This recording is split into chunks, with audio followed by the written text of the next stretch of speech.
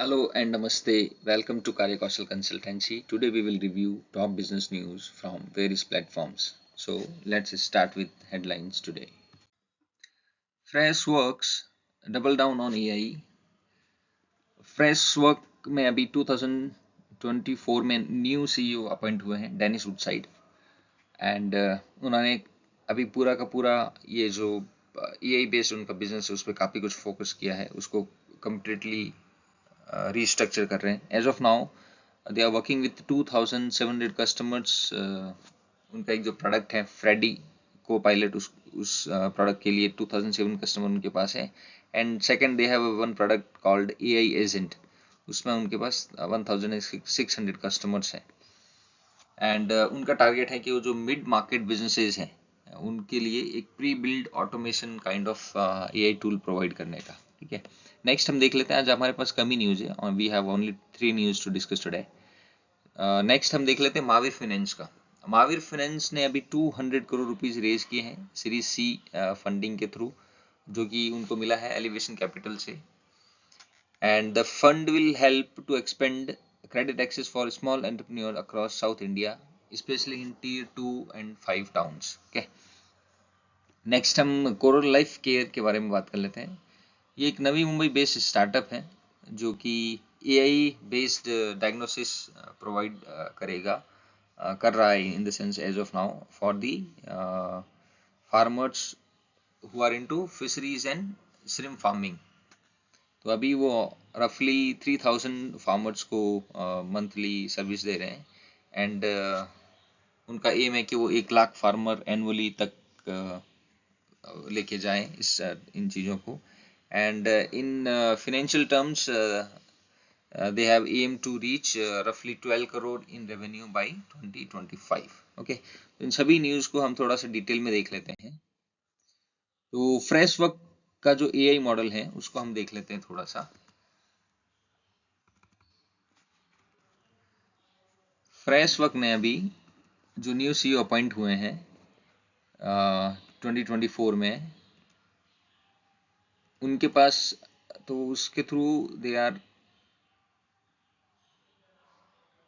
Restructuring the things. तो उनके 2 products हैं. एक फ्रेडी को पायलट है फ्रेशवर्क का, जिसमें उनके पास रफली 2007 कस्टमर्स हैं. उसमें वो $29 पर मंथ के हिसाब से उनसे चार्ज करते हैं. तो इसमें वो क्या प्रोवाइड करते हैं?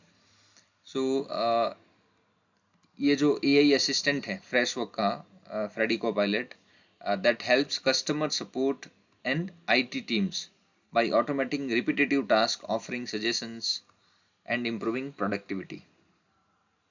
ऐसे बहुत सारे एक फर्म में रिपीटेटिव टास्क होते हैं, उनको करने में, और एक रिपीटेटिव काइंड ऑफ सजेशंस होते हैं उनको परफॉर्म करने के लिए अभी वो एआई को यूज करेंगे, या एआई यूज करते हैं जो स्मॉल बिजनेसेस होते हैं मोस्टली, उनके लिए उन्होंने डिजाइन किए हुए हैं. एक बार हम थोड़ा सा सोच समझ लेते हैं कि ये एआई मॉडल क्या है. जैसे सपोज आपका किसी बैंक के साथ एक अकाउंट है, स्मॉल बैंक है. तो जनरली क्या होता है कि पहले जब एआई मॉडल नहीं था तो आपको पर्सनली विजिट करना था बैंक, वहाँ पे कुछ भी चेंजेस आपको करवाने, जैसे आपका अपना एड्रेस चेंज करवाना है, आपका मोबाइल नंबर अपडेट करवाना है, ईमेल अपडेट करवाना है, तो आपको फिजिकली बैंक जाना होता था, उसके रिलेवेंट आपको डॉक्यूमेंट सबमिट करने होते थे, अपना पूरा टाइम खर्च करना होता था. अभी आपको एआई होने आने के बाद इतना सब कुछ करने की जरूरत नहीं है. बैंक एक तरह से अपना प्लेटफॉर्म दे देता है, हो सकता है वो वेबसाइट देवे या कोई व्हाट्सएप या और कोई भी उनका जो भी सिक्योर्ड प्लेटफॉर्म है वो दे देवे आपको. उस प्लेटफॉर्म के थ्रू आप ये सारी चीज़ें अपडेट कर सकते हैं. तो ये पहले हम जैसे कस्टमर केयर के थ्रू भी करते थे, लेकिन कस्टमर केयर अपने को ऑथेंटिसिटी पूछता था पहले कि सपोज मेरा नाम रानू सिंह है, तो अगर आप रानू सिंह है तो आपका अपना डेट ऑफ बर्थ बताइए, आपकी ईमेल आईडी बताइए, आपके एड्रेस का पिन कोड बताइए, आपके पैन का जो मिडिल के नंबर्स हैं 4 डिजिट नंबर्स हैं वो बताइए. ऐसे कुछ करके वो ऑथेंटिसिटी पूछते थे ताकि कोई भी जो है एक पर्सन दूसरे पर्सन के खाते के साथ या उनके अकाउंट के साथ मॉडिफिकेशन न कर पाए, और ये ऑथेंटिसिटी मिलने के बाद करते थे. तो अभी ये ऑथेंटिसिटी को ये करने के लिए अगर एआई मॉडल है तो ये सेम पूछेगा, तो हम इसका फीड जो है हमारी साइड से अगर दे पाए तो ये ऑटोमेटिकली उसको आगे प्रोसीड करता रहेगा, नहीं तो ये जो प्रोसेस है वो ब्लॉक कर देगा। तो इससे होता क्या है कि अभी जो जैसे सपोज एक बैंक की अगर हम बात करें तो फिर बैंक का जो एक कॉस्ट है, एक एम्प्लॉय को मेंटेन करने का और एक वर्क स्पेस को मेंटेन करने का, तो वो कॉस्ट है वो पूरा का पूरा उनके वहाँ से ये फ्री हो जाता है, मतलब उनका कॉस्ट कट डाउन हो जाता है। जैसे सपोज अगर कस्टमर केयर अगर कोई स्टैब्लिश करता है तो उनके लिए बिल्डिंग भी चाहिए, बहुत सारे कंप्यूटर सिस्टम वगैरह भी चाहिए, फिर एम्प्लॉय जाएंगे उनकी सैलरी, जो कंप्यूटर सिस्टम वगैरह वहाँ पे रखे हुए हैं उसका मेंटेनेंस, लाइट का खर्चा, तो वेरियस काइंड ऑफ खर्चे होते हैं, फिर उसमें कॉन्फ्लिक्ट होती है बहुत सारी। तो इन सारी चीज़ों को बहुत ही सिंपली एआई के किसी भी टूल के थ्रू इसको शिफ्ट किया जा सकता है। तो ये जो फ्रेश वर्क्स हैं ये मोस्टली जो मिड साइज बिजनेसेस है उनके लिए उनके पास दो प्रोडक्ट हैं, एक फ्रेडी कोपायलट के नाम से है और एक एआई एजेंट के नाम से है। एआई एजेंट जो है ऑलमोस्ट देखो काम तो दोनों का सेम ही रहता है, वर्किंग क्या होती है कि कुछ स्पेसिफिक जो एआई टूल्स हैं वो किसी स्पेसिफिक काम को करने के लिए वैसे ही डिजाइन किए जाते हैं ताकि जो कस्टमर का हाउ टू यूज है वो बहुत ही फ्रेंडली हो, कस्टमर उसमें कंफ्यूज ना हो, बहुत इजीली कर पाए। तो जो एआई एजेंट है ये मोस्टली रिफंड्स हैं या कुछ रिकॉर्ड को अपडेट करना है या कोई अपॉइंटमेंट बुक करना है, इस तरह के जो सर्विसेज हैं वो देने के लिए ये बनाया गया है। तो अभी इस कंपनी के पास उसमें 1600 कस्टमर हैं और जो फ्रेडी कोपायलट है उसमें उनके पास 2700 कस्टमर्स हैं। And now the company has launch the Freddy AI studio, AI agent studio भी, जो कि एक नो कोड प्लेटफॉर्म है that lets businesses build their own AI agent or use pre-built one. This is especially appealing to mid-market companies that want powerful automation without the complexity or cost to enter enterprise grade software. तो ये जो है वो उन companies के लिए specially design किया जा रहा है जो कि मिड साइज कंपनीज हैं और चाहती है कि हम हमारा पूरा का पूरा जो एआई टूल है वो हम ही अपने हिसाब से पूरा मैनेज करें, तो उनके लिए है। नेक्स्ट हम देख लेते हैं महावीर फाइनेंस का, देख लेते हैं। महावीर फाइनेंस ने अभी 200 करोड़ का एक सीरीज सी फंड रेज किया है to support underserved entrepreneurs in South India. तो देख लेते हैं क्या है महावीर फाइनेंस एंड क्या काम करता है, कहाँ पे ये पैसा यूज करने वाला है।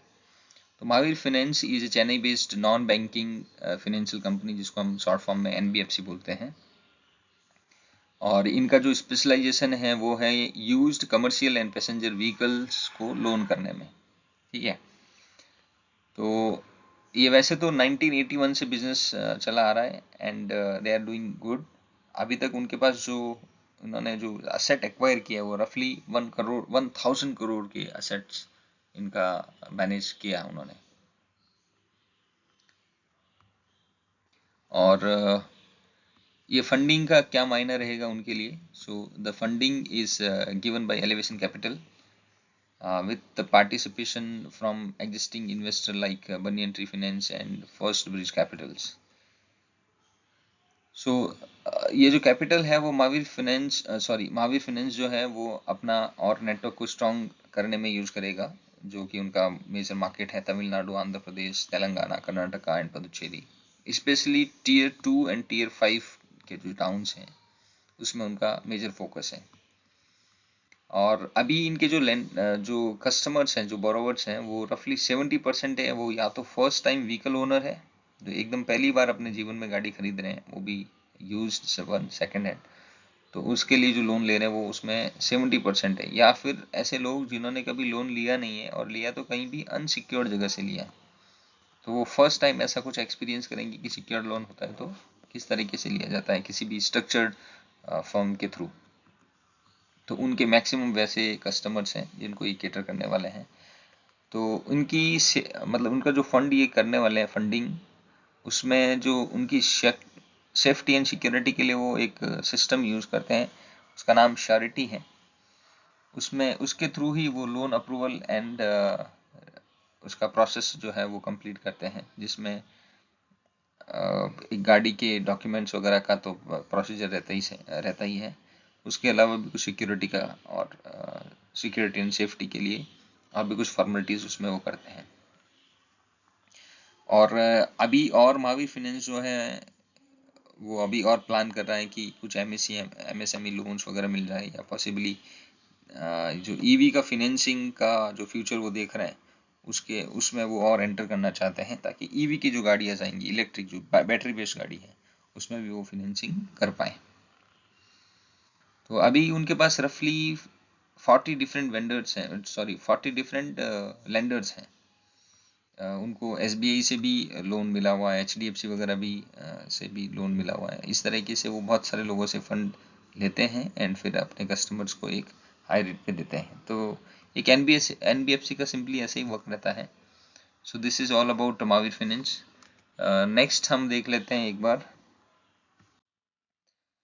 Coral Life Care transforms aquaculture. तो ये जो कोरल लाइफ केयर है वो एक नवी मुंबई बेस्ड कंपनी है, जो कुछ फ्रेंड्स वगैरह ने मिलके एक स्टार्ट किया था। ये वैसे 2018 में उन्होंने बनाई थी, लेकिन 2023 में उन्होंने इसको वापस से रीस्ट्रक्चर किया, कंपनी को एक प्रॉपर एक स्ट्रक्चर्ड फॉर्मेट में लेके आए। और ये जो है इनका बहुत ही शानदार ये काम कर रहे हैं। This is biotech startup is tackling a major gap that lack of scientific infrastructure for India's 2.5 lakh aquaculture ponds. तो 2.5 लाख जो एक्वाकल्चर पॉन्ड्स हैं उनके लिए एक सिस्टमेटिक सॉल्यूशन प्रोवाइड कर रहे हैं, जिसमें एआई के थ्रू वो डायग्नोसिस कर पाए किसी भी जो जो फिशरीज हैं उनको बचाने के लिए। अगर उनमें कुछ भी ऐसा डिजीज होने के कुछ चांसेस रहते हैं तो वो प्री डिटेक्ट कैसे कर सकते हैं, उसमें वो एआई टेक्नोलॉजी यूज करके एक ऐसा मॉडल तैयार किया है जिसमें फार्मर को वो दे देंगे, ताकि वो फार्मर खुद ही वो एआई टेक्नोलॉजी को यूज़ करके अगर ऐसी कुछ डिजीज होने वाली है तो पहले ही डायग्नोज कर देवे और अकॉर्डिंगली उसका ट्रीटमेंट किया जा सकता है। दूसरा एक आईओटी बेस्ड वाटर मॉनिटरिंग है। उसमें वाटर क्वालिटी कैसी है और वाटर क्वालिटी को मेंटेन करते रहना चाहिए, इस तरह का उनका कुछ प्लेटफॉर्म है, जिसमें वो उनका जो फाइंडिंग्स है वो फाइंडिंग्स का फोकस रहेगा कि एमोनिया लेवल क्या है, ऑक्सीजन कंटेंट क्या है, पीएच क्या है। तो ये सारी रिपोर्टिंग अगर फार्मर कंपनी को ऑन टाइम कर लेता है तो अगर कुछ भी प्री डिजीज होने के चांसेस रहते हैं, उस कंटामिनेशन होने के चांसेस रहते हैं थ्रू वाटर, तो पहले ही उसको डायग्नोज करके उसका सॉल्यूशन किया जा सकता है। तो इनके पास इस तरह के 3 डिफरेंट प्रोडक्ट्स हैं। एक मिंटा मिक्स नाम से है, ये एक मिनरल बेस्ड ब्लेंड है फॉर श्रिम्प ग्रोथ। दूसरा पॉन्ड ट्रस्ट है, ये प्रोबायोटिक एंजाइम है जो कि पानी में मिक्स करके दिया जाएगा to maintain the pond hygiene. एक इम्यून फोर्टिफाई है जो एक इम्यूनिटी बूस्टर है फॉर द फिशरीज। और ये तीनों काफ़ी अफोर्डेबल एंड इफेक्टिव हैं। इनका मिशन जो है ये काफ़ी 3 लोग हैं इसको लीड कर रहे हैं। एक फाउंडर है अभिजीत नाम से, और एक सीईओ उनके साथ निखिलेश के नाम से, और एक सीबीओ है रोहित पटेल के नाम से। दोनों कोऑर्डिनेशन के साथ as of now they are doing good. As of now वो 3000 फार्मर्स को मंथली सर्व कर रहे हैं एंड उनका टारगेट है कि वो 1 लाख फार्मर एनुअली कैटर करें। इस तरह के टारगेट के साथ वो they are doing good as of now. So that is all for today. If there is any suggestions, any recommendations, you are always welcome to share the same with me on my email ID, that is ranus.kkc@gmail.com. And keep supporting. Thanks for watching. Good day.